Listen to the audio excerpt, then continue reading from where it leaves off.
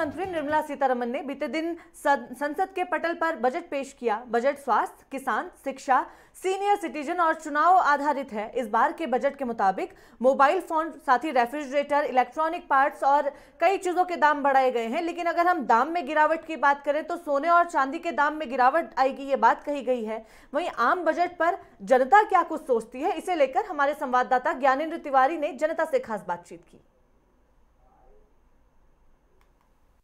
केंद्रीय बजट पेश किया गया है और कहीं ना कहीं जिस तरीके से इस बजट में साफ तौर पे स्वास्थ्य सुविधाओं पे विशेष तौर पे फोकस किया गया है, शिक्षा पे फोकस किया गया है। हालांकि इसमें चुनाव को लेके भी जिस तरीके से फोकस किया है, जिन राज्यों में चुनाव है वहाँ पे सड़कों को लेके कई तोहफे दिए गए हैं। हमारे साथ बहुत सारे लोग हैं बातचीत करने के लिए इस बजट को लेके और हमसे बात करेंगे।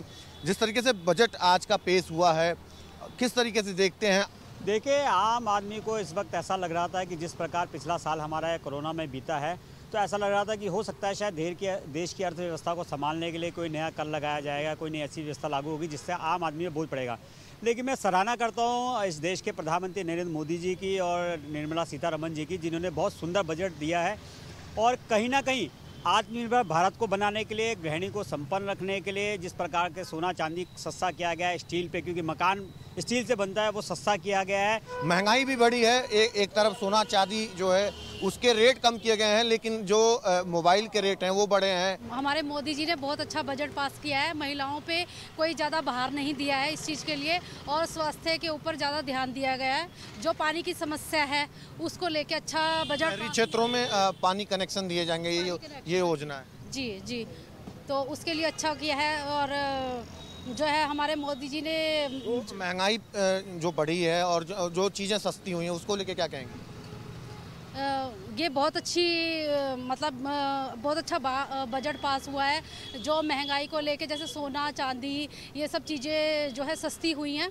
और भी हमारे साथ लोग हैं, आपसे हम जानना चाहेंगे जिस तरीके से कई जो तोहफा है दिया गया है स्वास्थ्य के क्षेत्र में, अन्य क्षेत्रों में, और जिस तरीके से जो चुनाव होने हैं जिन राज्यों में, वहाँ जिस तरीके से सड़कों को लेके एक तोहफा दिया गया है, किस तरीके से देखते हैं इसको?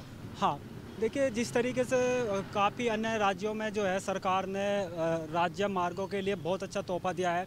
कई सौ करोड़ की लागत की योजना की जो है आज जो है बजट में पेश किया है। ये एक वहाँ के जो आम जन है, जो गांव से जुड़े हैं और गांव से हाईवे से नेशनल हाईवे को, सड़कों को जोड़ा गया है। ये बहुत बड़े सौभाग्य की बात है उन ग्रामीणों के लिए। आज के बजट में सबके लिए, हर वक्त के लोगों के लिए बोला गया है। जैसे सोना चांदी सस्ता हुआ है, कोविड वैक्सीन के लिए 35,000 करोड़ रुपये सीतारमण जी ने दान करा है। प्राइवेट सेक्टर के साथ मिलकर, प्राइवेट और पब्लिक सेक्टर के साथ मिलकर हॉस्पिटल के लिए 64,000 करोड़ रुपए की निकली गई है। टोटल इंफ्रास्ट्रक्चर में जैसे वेस्ट बंगाल, केरला, कर्नाटका, तमिलनाडु के लिए, जैसे तमिलनाडु के लिए अब मेट्रो फेज़ 2 के लिए 65,000 करोड़ के बजट दिया गया है। और टोटल इंफ्रास्ट्रक्चर के लिए 1.9 लाख करोड़ का बजट दिया गया है, जिसमें ये बोला गया है कि सारे जितने हाईवेज है, इंफ्रास्ट्रक्चर है, वो 2022 मार्च तक सारे पूरा करा जाए।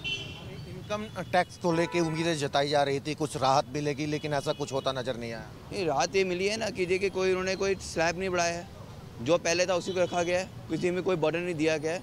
उसके अलावा आप देखिए सीनियर सिटीजन जो है, तो 75 साल के ऊपर है, जिनकी इनकम सिर्फ TDS या फिर अपनी पेंशन से होती थी, उनको टैक्स से बाहर निकाला गया है। वो मैं कहता वो भी बहुत बड़ी रिलीफ है सीनियर सिटीजन के लिए, उससे बहुत बड़ा इम्पैक्ट पड़ेगा लोगों के पास। जिस तरीके से 6 जो प्रावधान रखे गए हैं, सभी जो लोगों का ध्यान रखा गया। हालांकि इसमें महंगाई ज़रूर बढ़ी है, जिस तरीके से मोबाइल और जो पार्ट्स हैं, कई इलेक्ट्रॉनिक्स पार्ट्स हैं, उनके रेट ज़रूर बढ़े हैं। उसका कहीं ना कहीं असर जो है आम जनता पे ज़रूर पड़ेगा। देहरादून से कैमरा पर्सन निशांत के साथ ज्ञानेंद्र तिवारी, नेटवर्क 10। तो बीते रोज पेश हुए बजट को लेकर जनता की प्रतिक्रिया आपने देखी। जनता काफी हद तक संतुष्ट इस बजट से नजर आती है।